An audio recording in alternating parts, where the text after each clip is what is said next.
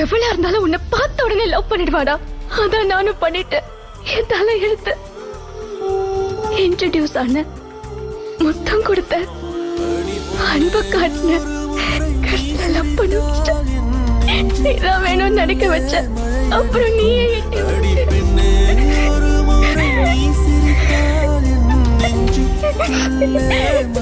உனக்கு வேணா நீ நல்லவனா இருக்கலாம். ஆனா நீ ரொம்ப செல்ஃபிஷ் தான். I mean it. You're a selfish rascal.